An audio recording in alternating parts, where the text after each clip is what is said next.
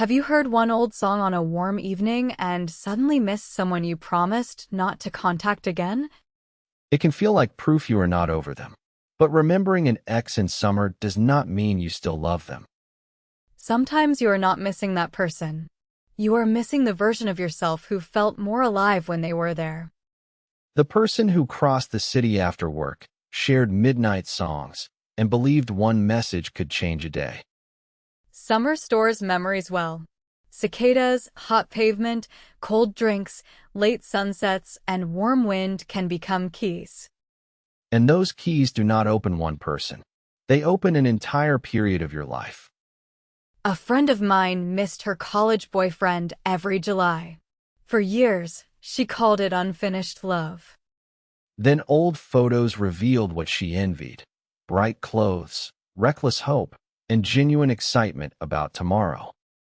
The relationship itself had not been gentle. The arguments were real, and so were the nights she felt invisible.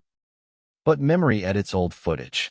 It removes the silence and keeps the soda, the sunset, and two people walking home together. Seasonal nostalgia can mislead you. You think you want the relationship back when your present life has become too narrow. When every week is work and recovery, the last vivid period can look more romantic than it was. This does not make you weak or confused. Memory is deeply connected to sound, smell, light, and temperature. Your body recognizes an old summer first. Your mind arrives later and gives that feeling a name. The easiest name is, I still love them. Before you send a message, pause and ask yourself 3 more useful questions. First, do I miss who this person really is today, or a carefully edited version living inside my memory? Without the music and warm light, would you still choose the unresolved patterns that hurt you? Second, do I want this relationship, or has my life become so flat that familiarity feels meaningful? Loneliness can confuse familiarity with compatibility and confuse something you once had with something that still belongs to you. Third, can the things I miss be returned to my life without returning to my ex? Maybe you miss evening walks, spontaneous plans, long conversations, or the feeling that ordinary days could still surprise you.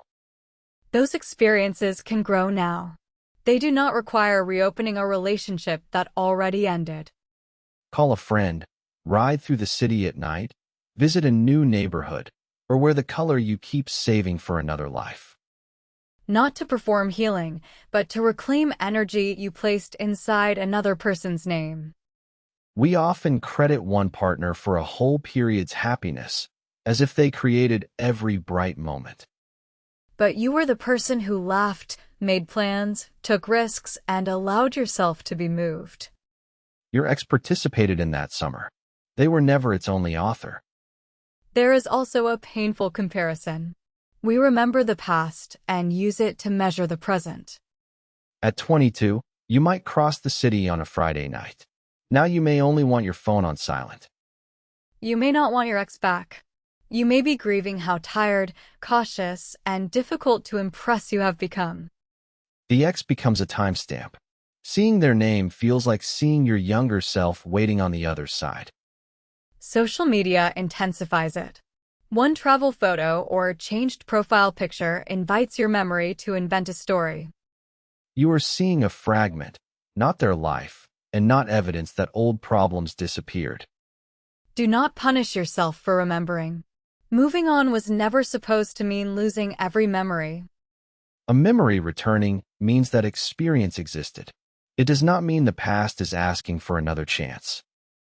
You can stay grateful for what was good and remain honest about what made the relationship impossible. Maturity does not require turning every ex into a villain so your current life can look successful. You can say, I was happy and I was hurt.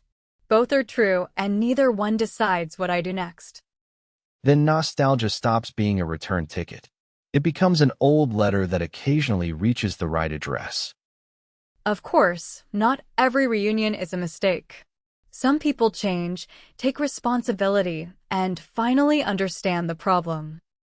But the reason to return should be that you can build a different relationship now, not that the weather made you lonely. If you still want to contact them, wait 3 days. Notice whether the same words remain after the emotional wave passes.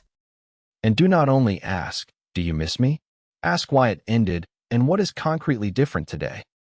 If the answer is only loneliness, nostalgia, and maybe we should try, the old cycle is probably still waiting.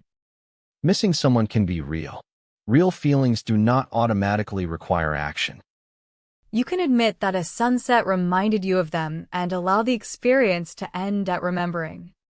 You do not need to search their profile, reopen old messages, or test whether they have forgotten you.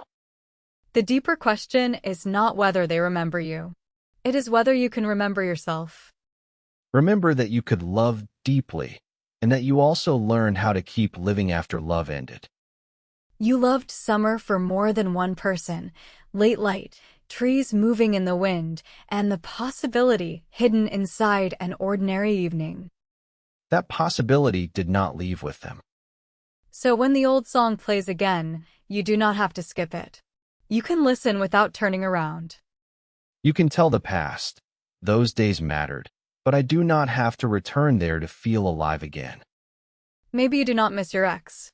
Maybe you miss the part of you that was still easily moved by life. That person is not gone. This summer, you can begin bringing them home without bringing the old relationship back.